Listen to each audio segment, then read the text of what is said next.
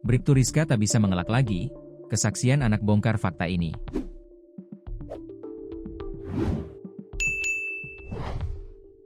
Nasib Bribtu Rizka kini tak bisa mengelak lagi dalam kasus pembunuhan suaminya sendiri, Brigadir Esko.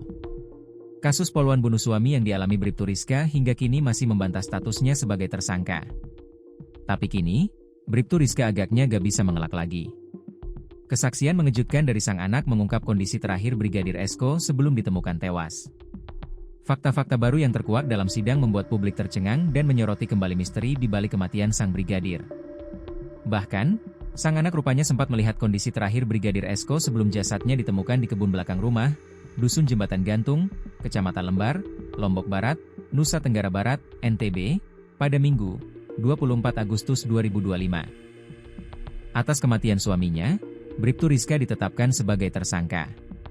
Meski begitu menurut kuasa hukumnya, Lalu Armayadi, kliennya tidak terlibat dalam pembunuhan Brigadir Esko. Bahkan saat rekonstruksi pun Rizka menolak memperagakan adegan di kebun, lokasi penemuan jasad Esko. Sempat kami menolak untuk itu, karena kalau diperankan oleh klien saya sendiri sesuatu yang tidak pernah dilakukan, karena dia bukan pelaku. Dia tidak sama sekali melakukan itu, bagaimana dia akan perankan sesuai dengan kepentingan daripada penyidik sendiri, katanya. Menurutnya Rizka mengaku tidak tahu penyebab suaminya meninggal dunia. Dia sendiri tidak tahu, justru yang ada hanya duka atas kehilangan, katanya. Padahal Bribtu Rizka Sintiani merupakan anggota polisi wanita, Polwan, yang bertugas di bagian Humas Polres Lombok Barat. Justru dia tidak tahu karena itu sedihnya, katanya. Reaksi Rizka bahkan nilai tidak lumrah karena tidak menunjukkan kepanikan ketika awal pertama kali jasad Esko ditemukan. Ya lumrah, saya pikir seorang perempuan dengan kehilangan, dia sudah coba koordinasi dengan kesemuanya termasuk teman-temannya, katanya. Menurutnya Rizka tidak bereaksi karena dia meyakini bahwa jasad tersebut bukan suaminya.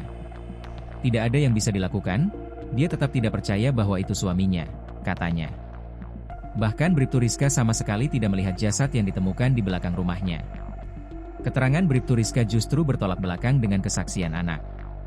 Kuasa hukum keluarga Esko, lalu Anton Haryawan mengungkap bahwa anak melihat kondisi terakhir ayahnya.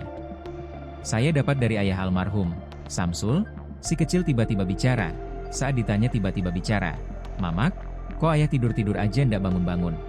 kata Anton. Sayangnya ketika Samsul berusaha menggali lebih dalam, si kecil justru tak lagi mau bicara. Begitu mau digali sama orang tua, ndak mau dia lagi, katanya. Hal ini berbanding jauh dengan kesaksian Rizka saat rekonstruksi. Kata Anton, banyak pernyataan Rizka yang berbeda dengan saksi-saksi.